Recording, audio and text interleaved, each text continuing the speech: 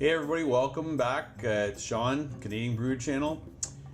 Today I'm going to do a review on this delicious beer, Haze for horses.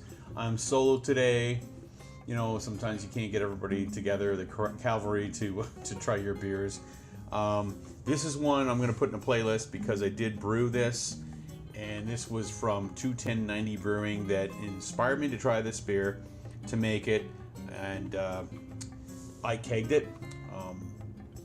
If you watch the video when I made it, I think I do go through the recipe, and I give them a 2 thumbs up for putting that recipe out there. When I first did make this, it's been kegged now for about a week and a half, and I dry hopped it, not in the keg. I did dry hop it in the carboy. I followed their instructions. Like I said, the recipe was a little loose on what theirs was, but I still did follow their instructions with using Amarillo and dry hopping it when they said to, and I did. And when I first kegged it, I false carbonated it, of course, and I carbonated really quickly within like 24 hours to 48 hours by doing the old roll a keg on its side to carbonate really quickly at 30 psi, and it carbonated very well. And when I first tried it, it was I've never tried out Amarillo before, the hop, but it had that orange pith, which I like after you eat a big orange, like, you know, like a navel orange, and you get that after flavor when you finish eating that orange, which I like. It had that really strong, a little bit of a melon finish to it, so it was a very fruity-ish kind of an experience when I first drank it. My wife didn't like it. Yes, that's more for me, but it's now mellowed. It's now been over a week past that, and it still has a nice aroma, almost of an orange, but very lightly. But when I taste it, there's still that little bit of a pith, but it is totally mellowed out.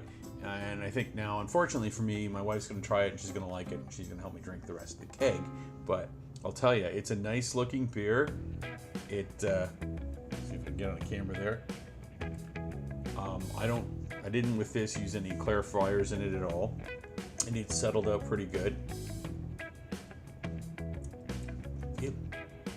It's a really good drinking beer. When I first made it, I thought, yeah, this is great. It's like a bit of like an APA kind of, or a pale ale. I guess a pale ale is a better term for it.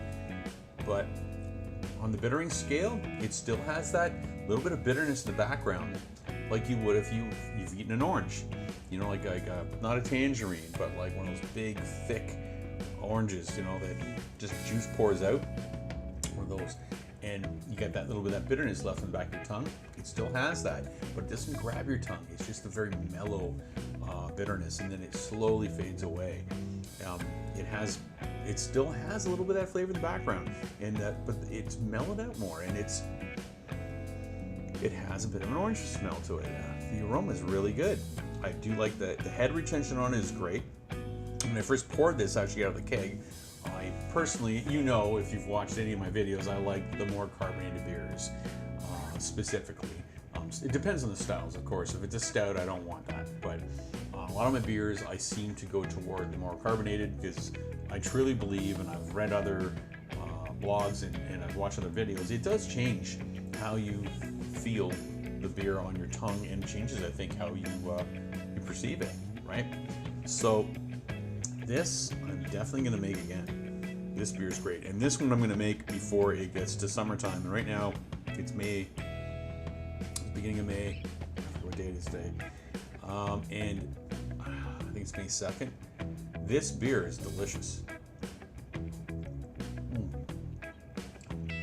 Sorry, Steve, Sean, you guys aren't here right now. I know you got other things to attend to, but this beer is delicious. Hopefully that if you see this video, you'll come run into the house before I finish the keg, because this beer is really mellowing out. If anyone out there has ever made their own beer, I don't mean from a kit, well, I guess a kit too, but you made your own beer and you put it in a keg, and it mellows out too fast, like especially if you're doing like a New England IPA, and the first 3 or 4 days it's so delicious, and then the end of the week or the next week it's like tasting like a regular beer. It's lost that magic. This one's mellowed, but still kept a little bit of magic. This is really good. 210.90. Cheers, man. This is a winner. Definitely really am enjoying this beer. Like I said, unfortunately, my wife may like it now too. It still does have that pith at the back of my throat. Not my throat, the back of my tongue. Back of my throat would be a really harsh beer, you know, where you have those really strong IPAs. It's not there.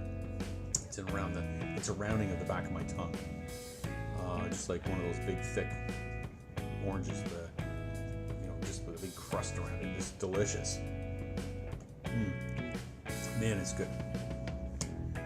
I don't know what else to say about this beer.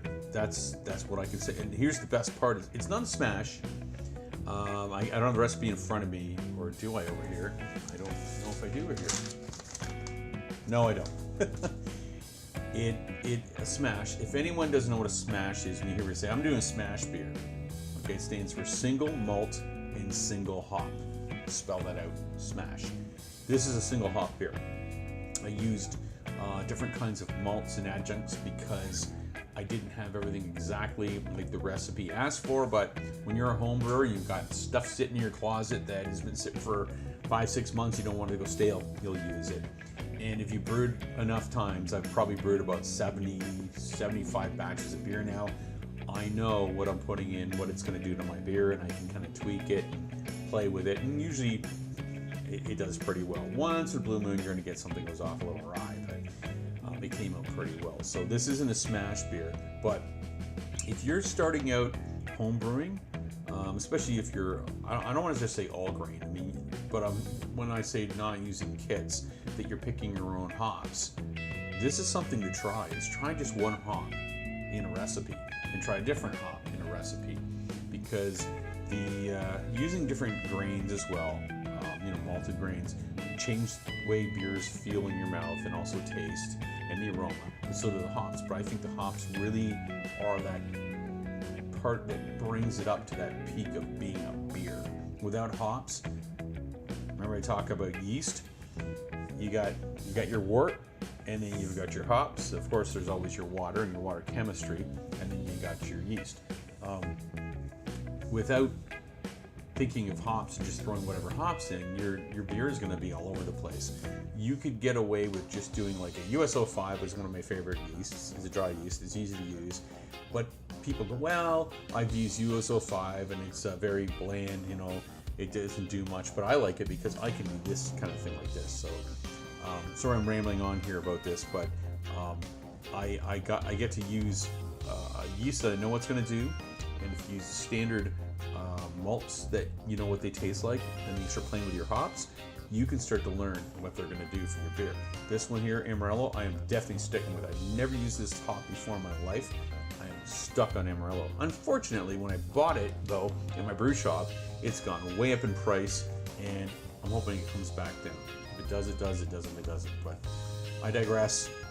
This is Sean, Canadian Brew Channel, 21090 Brewing. Thank you for putting up this recipe of Haze is for Horses. So I'll see you again next time. It's going to be, I got a video coming out that I've already filmed actually with my friend Sean when we did our own brew, but I haven't finished editing it, so it may come up before or after this, but there will be another brew coming up, and I'm going to brew another beer again.